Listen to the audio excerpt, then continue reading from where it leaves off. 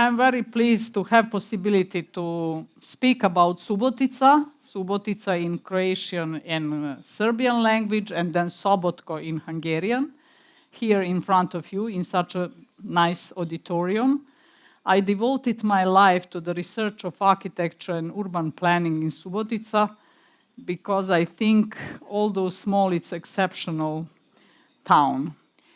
Subotica is settled on the north of the province of Vojvodina, and it is northern province of Republic of Serbia nowadays.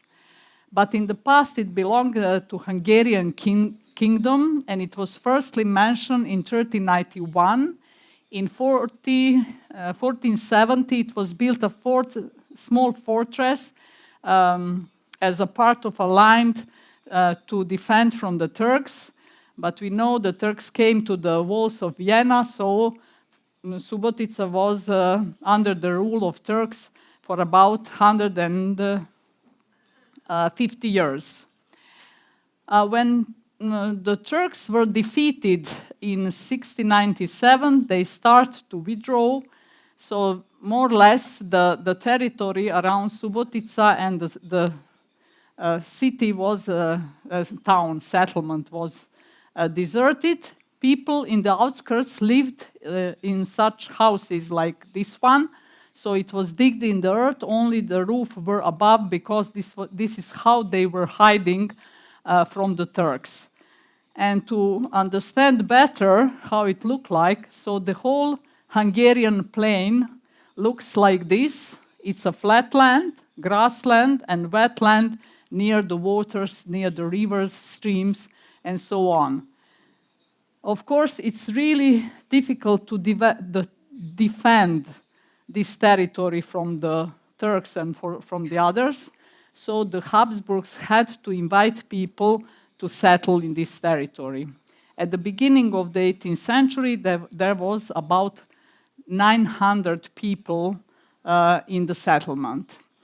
By the 1743, Turks went more on the south, so they withdrew.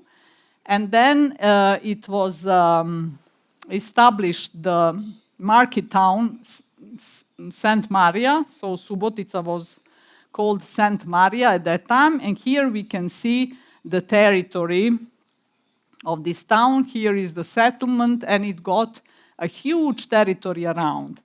And people were coming from Balkan territory, from Middle Europe.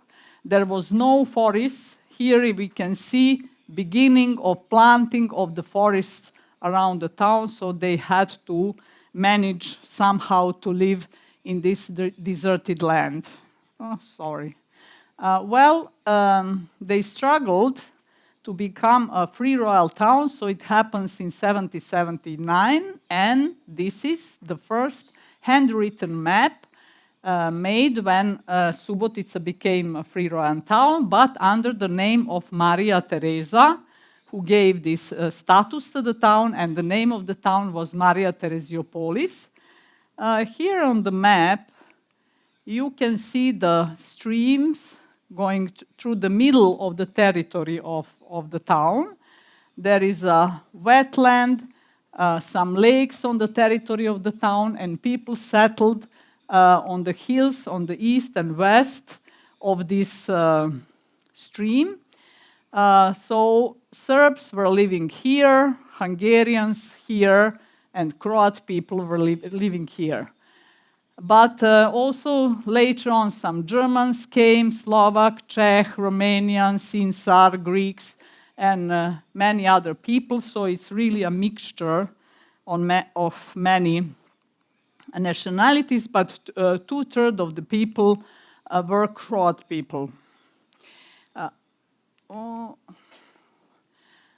To have idea how the town looked like in 1815, so at the beginning of 19th century, when there was about 20,000 people in the town, you see the town center. Here is the town hall. It had only 4 premises. It was built in 1751, 3 churches. So the nowadays cathedral, the Franciscan monastery, and the Serbian Orthodox Church, and very simple village houses with a gable oriented to the street. In 1828, it was built the second town hall because the previous one was too small. And if you ask about the tower, why there is a tower? Because of the fire. So the fighters were settled in the tower and keeping watch of the territory, not only for the fire in the town, but also in the fields around the town. As Subotica is settled between two major rivers, Tisa and Danube, and both of them were pretty far, the development of town at the beginning was very slow. They could not import or export goods except with the carriages, but it was only possible in the summer, 5 months per year. So they really struggled at the beginning. But the main public building that was built during the 19th century was the building of a theater. It was built in 1754. It had a theater, a ballroom, a hotel, pastry, restaurant, and everybody, all these nationalities that did not mix before started to come in the theater because everybody wants to see the theater play, to go to the ballroom, to the restaurant, and so on. And this was the melting point where the citizens of Subotica mixed and started discussing together the future development of the town. Before that, there was a revolution in Hungary in 1848 when feudalism fell apart, capitalism came into being, and there was also revolution of the different nationalities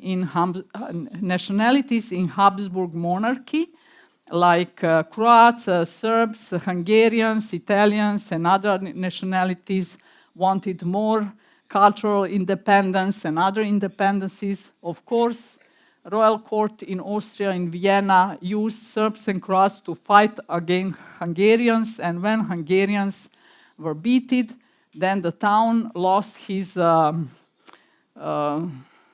it was only officially free royal town, but the citizens couldn't decide anything about their future and how they will develop. Everything was centralized from Vienna, so it was Austrian Empire. But it couldn't last for a long, so in 1867 it was formed a dual monarchy, Austro-Hungarian monarchy. And the first thing that the Subotica citizen did, they brought the railway to Subotica. So they connected between Budapest and Rijeka in Croatia, so with the Central Europe and then with the Adriatic coast. And here you see this first railway line. And this allowed abrupt development of the town, which was especially happening between 1880s to 1940. And to get impression how it looked like, I use this postcard.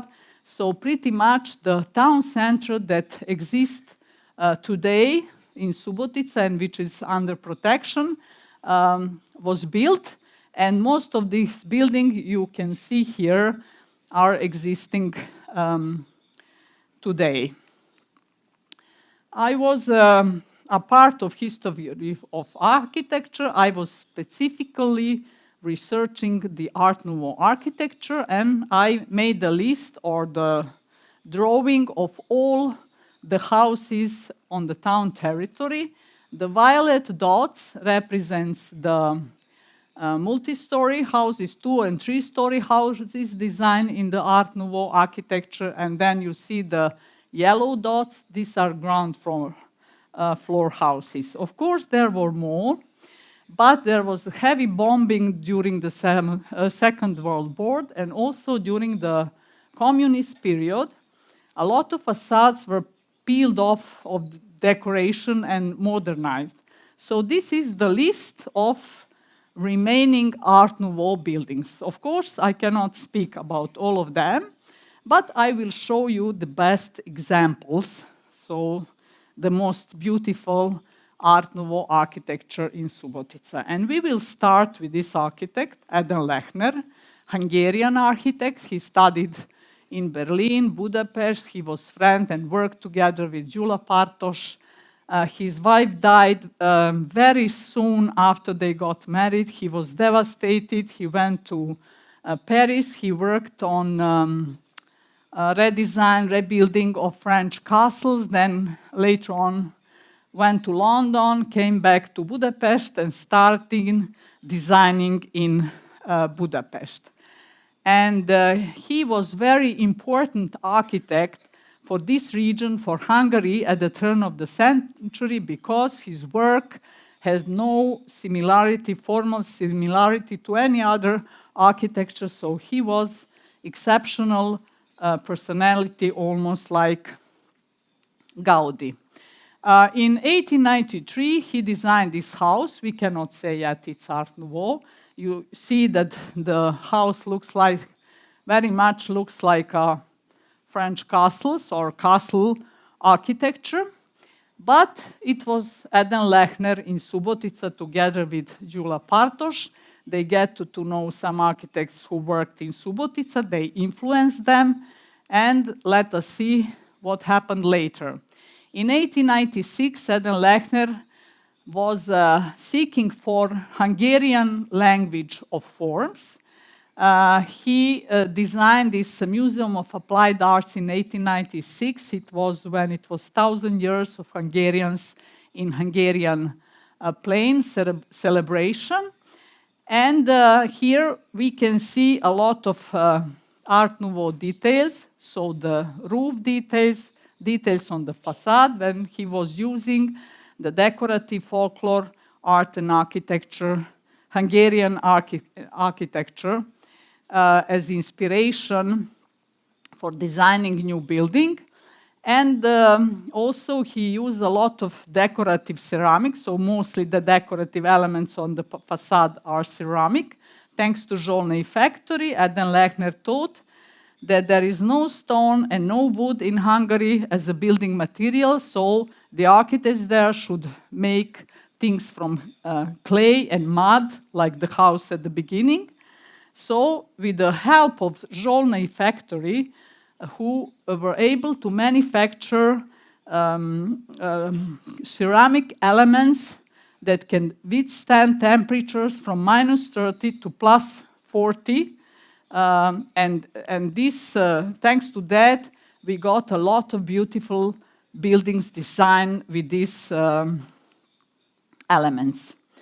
So Eden Lechner designed only one house in Subotica, but then we have Reichel Ferenc, who was born in Apatin. Apatin is on the Danube River. He was German. Most of the Germans who came to Vojvodina, they used Danube and they settled around Danube, Vojvodina. But he was commissioned to come to Subotica to make some designs, and he fell in love. He married the daughter of the senator Karol Varga, and he started his architectural practice in Subotica. He was one who brought the Art Nouveau architecture to Subotica, and it was in the same decade when Art Nouveau secession appeared all over Europe. So these two rental houses were built in 1899. This one was inspired by the Vienna secession, and this one was inspired by the French symbolism. You see here the sleeping lady on the boat in the shape of moon, and then the sunset behind the lady. Unfortunately, these two buildings were demolished. I was fiercely fighting for these buildings to be saved. But I haven't succeeded, so instead of them, today we have one 7-story huge apartment, ugly apartment block. And here you can see the demolishing. They didn't even pick the decorative elements and gave it to the museum, although the experts from the museum asked for it. Then another architect, Titus Mačković, is very prominent architect from Subotica, but he studied in Aachen, Vienna, here and there, never finished any faculty. But he designed himself over 400 buildings. I found over 400 building permits in historical archive in which there are plans signed by his name. He was 2 times chief architect in Subotica, and he was born in Subotica, and he was also one who was bringing new technologies in building structures and also the new architectural styles. And here is in the same year when Reichel built the rental palaces, he designed this 3-story building for Lajos Fazekas, who was also architect but never dared to design a house higher than a ground floor. So this palace was designed and built in 1899. And this is how it looks like today. In the meantime, during socialist period, it was modernized. The old decoration was peeled down, and now it's in a very bad shape. But thanks to having the plans in the archive, it can be restored. So I hope it will happen in the future. And this building is also important because in the floor slab, Titus Mačković used concrete, and it is the first appearance of concrete in a structure in the building like this in Subotica. Then Reichel designed this beautiful bank building. As I said, Austro-Hungarian Empire was formed, and then the new country needed state bank, so they formed the bank, and all over Hungary they were building in every bigger settlement, they were building bank buildings like this one. And we have to remember that at that time most of the people didn't know how to read and how to write. So the architects used a lot of decorative details on the facade to send some messages. So here is a face, for instance, of Hermes or Mercury. This is a god of merchants, but also of thieves. And for me, the most beautiful one is this door handle in a shape of a sphinx. So Sphinx is keeping a secret, so nobody would know how much money you invested in these banks. There is also decorative elements in the shape of a sunflower. Sunflower is a symbol of wealth because it has a lot of seeds inside. Then 2 prominent architects, Marcel Komor and Deže Jakab. They were a pair of architects that almost all their life worked together. They competed on over 50 competitions for the buildings all over Hungary. They were very successful, and Marcel Komor usually worked on structure. Deže Jakab worked on design of details. And Deže Jakab, while they were commissioned to work in Subotica, also fell in love with the daughter of merchant Vilmos Tausig, got married, and from that time he lived in Subotica, so he was really adding to the architecture of Subotica. First building that they built, it's a synagogue. Synagogue was the plan for this synagogue was prepared for the competition in Szeged in 1900. In Szeged won Baumhorn Lipot. He's a very prominent builder, designer, and builder of the synagogues. I think that he designed over 30 synagogues that was built. And then the Jewish community in Subotica invited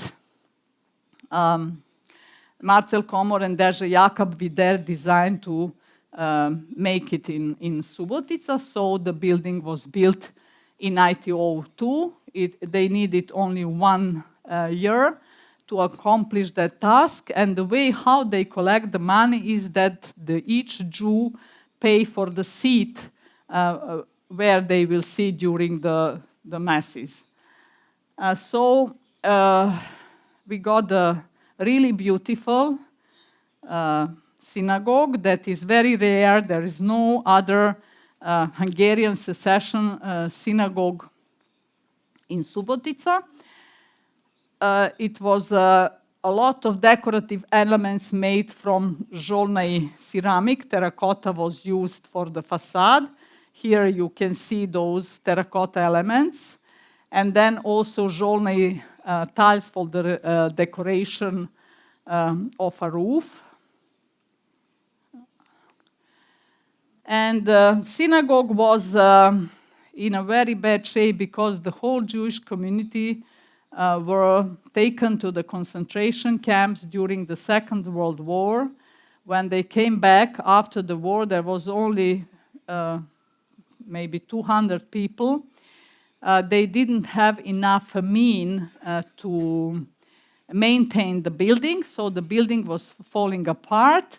At one moment, the main dome was leaned to one side, to the north, and as it was socialist Yugoslavia, they knew that they cannot get money from the Jewish community in America, for instance, or from capitalist countries, so they decided and gave the synagogue to the municipality. And the beginning, there was only restoration of this roof structure, so not for the building to fall apart. But there was really 40 years of struggle to restore the building. It was very difficult. Many people were involved in these struggles to restore the building. 4 times it was on the list of World Monuments Watch organization from New York. It is a list of 100 most endangered monuments in the world. They also gave some money for the restoration of the roof. And finally, in 2017, the Hungarian government decided to give the final amount of money needed for the restoration of the interior. So the interior was restored with the help with the restorers from Hungary. So synagogue was returned to the previous glory. What is also interesting, the shape, the organization of space in the building is not typical for the synagogue. So synagogue usually have longitudinal shape. Here, Marcel Komor and Deže Jakab put the dome in the middle, so form the central space, and they want to, they want to make a space to look like a tent. So when you're inside, you have an impression that it is tent, and the pillars, which are made of steel and concrete, they are decorated like ropes because the Jewish had first meetings under the tents in the desert. And the inspiration for the synagogue came from the Hungarian folklore art and architecture, a lot of hearts, roses, tulips, other flowers, and beautiful stained glass windows. But above all, the structure of the building is also important. And here is a picture of a main dome from the roof. Now you cannot go there, but I was happy that I had possibility to take many students to see this structure because it is early use of concrete. This concrete was made on the basis of gypsum, and all the walls are also made with this concrete and with rabbit's mesh. And it is completely empiric and experimental structure.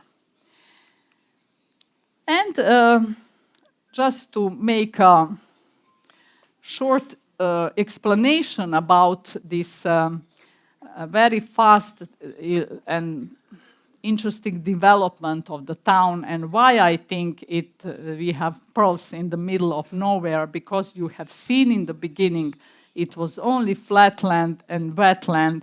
It's completely, for me, unbelievable that people manage in 200 years to design houses like this. But I showed you also that Subotica had a big territory. This territory of Free Royal Town was 10 times bigger than the territory of Free Royal Town of Novi Sad, which is the capital of Vojvodina now. It was 4 times bigger than, for instance, Free Royal Town of Sombor. And railway helped importing goods, and the main good that was important was wheat and agricultural goods, because Hungary was the biggest, had the biggest production of wheat in the world until 1900, and big part of that came from Subotica territory. Only after 1900, United States became the biggest producer of wheat, and wheat was very needed around Europe, so they were exporting it, and thanks to that, the town was built. Then, as Ferenc Reichelt married in Subotica, he decided to make his palace for his family. So we got this beautiful building. They didn't accept his first design, so he had to improve it and make the better one. He also used a lot of Žolnej ceramic, you see decorative roses, then mosaics made of glass, then Žolnej tiles, then these wooden elements which reminds of wooden architecture in Transylvania in nowadays Romania. And this is how the back facade looks like. In the past, when Reichelt built the house, this winter garden looked like this. So it was made of the glass bricks, like this one here.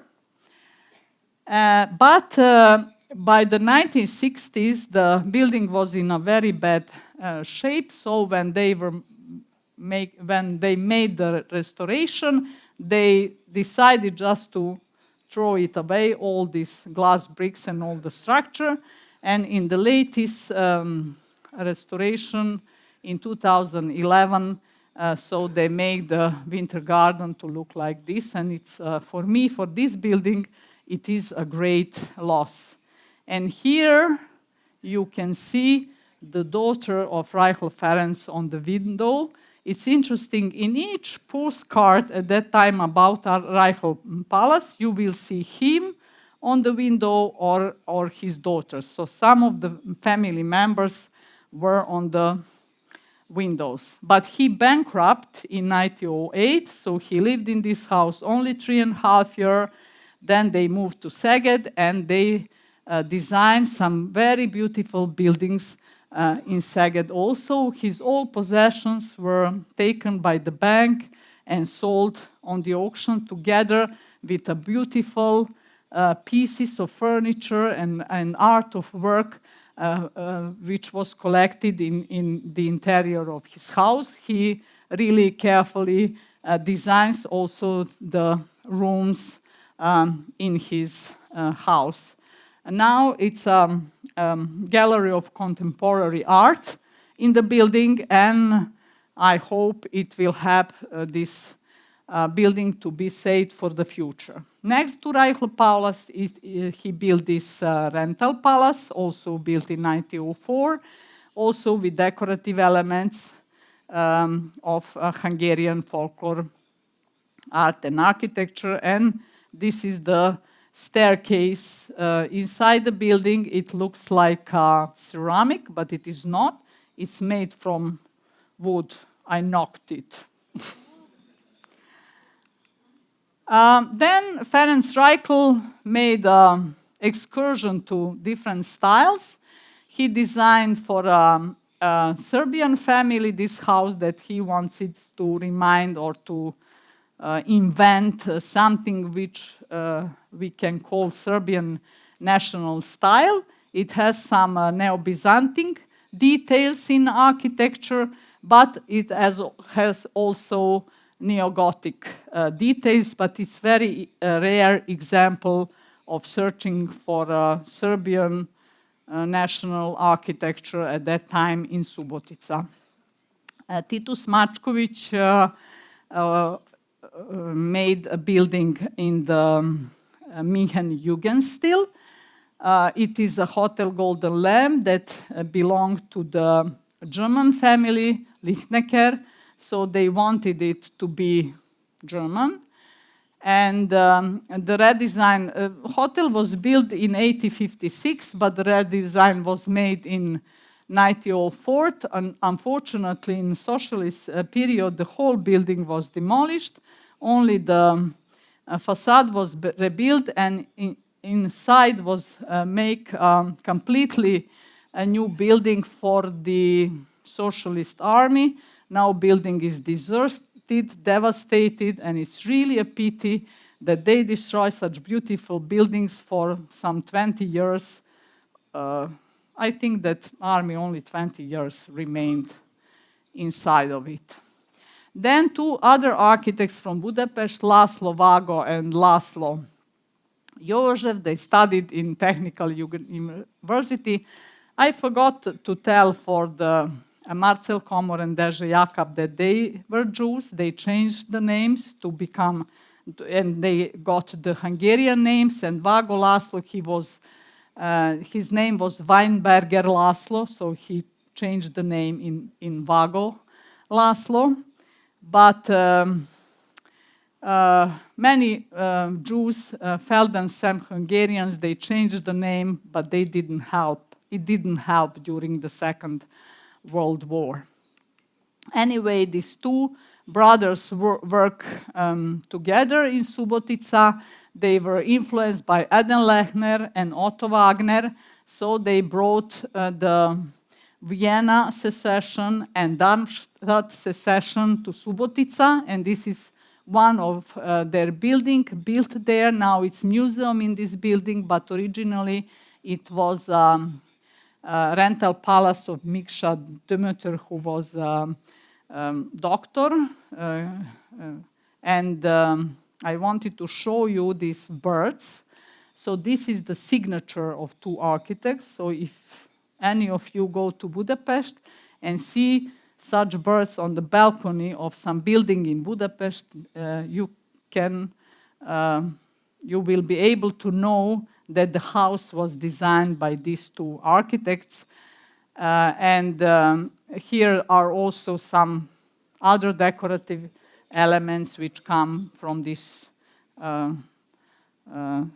Vienna or Darmstadt secession. So at the turn of the century, at the beginning of 20th century, Subotica is like a Europe in small.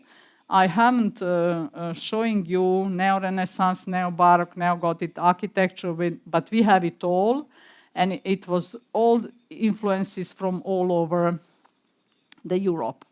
Marcel Komor and Deže Jakab designed this bank building in 1907. And here also there is a lot of decorative details which are advertising what is in the building, like a beehive, because bees are collecting honey and they represent wealth. Then one place on the facade there is a squirrel. Squirrel is also connecting nuts. And I don't want to show you all the details. You have to come to Subotica to see them. The squirrel is also collecting nuts, so it represents wealth. And then you can see the beehive here and beehive here, and this beautiful lady, which looks like a lady looking through the window. I really don't know what meaning it has. And the inside of the building is also very nicely designed with the application of žolný ceramic. In 1907, Marcel Komor and Deže Jakab designed the town hall in Târgu Mureș in Romania. In Hungarian, the name of the place is Marosvásárhely. So this is the town hall, and this is the Palace of Culture built in 1913. And it was the time when Subotica also wanted to get, or the mayor of Subotica, Biro Karol, wanted new town hall because the town was big. It has 100,000 citizens. Comparing to Belgrade at that time, which is capital of Serbia, Belgrade has 67,000 citizens. Zagreb, capital of Croatia, had 47,000 citizens. Bratislava or Požun, which is capital of Slovakia, had 54,000 citizens. So Subotica was double in number, but it stayed with the same number of citizens up to date. But at that time, it was really developed. So there was a competition in Subotica for the new city hall. They asked designers to design in the style of Baroque to honor Maria Theresia, who gave the status of free royal town to Subotica. And this was the first Komor and Jakab. This is the design that won the competition. When they won the competition, they came to the town senate and they brought another design, and they said, this one, new design, will be 30% cheaper. So the Senate accepted it, and this was, well, this is a postcard, but the design was in Hungarian Art Nouveau style. Subotica authorities applied to ministry in Budapest for the building permit, but they haven't got it. Budapest didn't like these national styles. And then Subotica mayor went to Târgu Mureș. This is why I mentioned Târgu Mureș. And together with the mayor of Bernardi George, they went to ministry and they asked why it is possible to build Komor and Jakab's design in Târgu Mureș and not in Subotica. So they got the permission. The town hall, the building of structure started in 1908. It was built from 1908 to 1910, the structure, and then remaining 2 years until 1912, they used for decoration of facade and the interior of a building. City Hall has 15,000 square meters. Whole town administration was in this building. This is ground floor plan, so these are all the shops. So the town authorities were renting these shops for restaurants, for merchants, for barbers, for this and that. These are the designs which are kept in Subotica Historical Archive made by Deže Jakab. I said that Deže Jakab was one who was designing, so he was very carefully make designs, so each small details in the building. And this is how it looks like today. And what I like the most about these decorations that Deže Jakab did, he described the life of Subotica at that time in the city hall. Here you can see the waiting room for the text office. And here are the symbols of the craftsmen in Subotica. Then if we look at the main stairs, you can see here the žolný tiles, beautiful tiles, but a lot of other decorative elements. I don't have time to describe them all, but these tiles, they show all the crafts, the plants, the wheat, the grape. Here is the cock, the hen, goose, sheep, whatever, turkey. So all the animals that were people raising, all the plants, national costumes. You see the female national costume, the male national costume, that all the crafts. Here is the fisherman. So if you walk around, if you carefully see the decorative elements, you can understand how people lived at that time. Here is the main hall, very nicely decorated. In socialist period, it was painted all grayish green.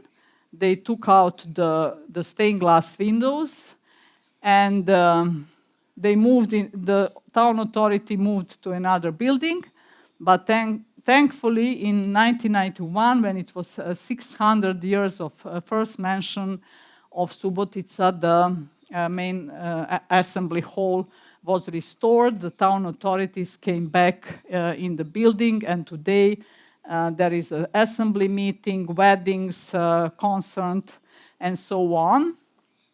And of course, beautiful stained glass windows, which are all produced in Mixarot workshop in Budapest. Here you can see Maria Theresa and Franz Joseph, the emperors of Habsburg monarchy, and the Tree of Life here and here, which comes from Cicle, folklore, architecture, and art. It's from ancient times. Hungarians believe that in the middle of the world there is a tree of life, and on the top of the tree it's a mythical bird, Turul. Here is the mayor's office. On the other, the green hall, which is now also used by the present mayor. And then some minor houses. Here is another architect, Lipot Balog. We don't know much about him. Bernard Weisberger, who was the owner, he was a Jew and goldsmith. And you see the beautiful, again, terracotta decorative elements in the shape of harps, tulips, flowers, and so on, which comes from Hungarian folklore, art and architecture. Titus Mačković designed this building for Jozef Roznovsky, the merchant. It was built in 1910. Jozef Roznovsky came to Subotica 10 years earlier, and for 10 years he get enough money to build this building. So it's again Vienna secession and the Darmstadt secession, some kind of mixture of these two influences. And there is a lake near Subotica on the southeast. So all the water which flew once through the city was filling this lake up. It had healing characteristics in the past, so the town authorities decided to make it as a spa. They started planting the park in 1840s, and then later on in 1860s they started building hotels and other buildings. Then there was another competition for the spa buildings in 1907-8. And then again, Marcel Komor and Deže Jakab won the competition. So 3 major buildings were built at the Spa Palić. It's not spa anymore, but it was in the past. So this is the female bathhouse. So the women were bathing here. Here's the front facade. You see the steep roofs. The steep roofs comes from the architecture of Transylvania. It is not needed in a flat land. There is no lot of snow, but they wanted to remind of the original Hungarian architecture in Transylvania, and they also applied elements you see like roses, hearts, and other elements from the Hungarian embroidery, for instance. Another building was a Grand Terrace. It was for the restaurant, for the balls, for entertaining the guests, and the spa. And the third building was and is the water tower, which was in the same time the tram station. But tram was removed from Subotica in 1974. We never forget it, and we never forgive it. But still, there are the benches on the tram station, and the building served as a main gate to enter the park, to go to the Grand Terrace, and then to the lake. When this complex was finished, Zsolnai Vilmos, the owner of the Zsolnai factory in Pécs, came to Subotica, and he gave as a present these two blue ceramic vases that was originally made for the Stadtpark in Vienna. So these vases are still in the park, but as you see, in the meantime, the vandals destroyed them, so they are glued back.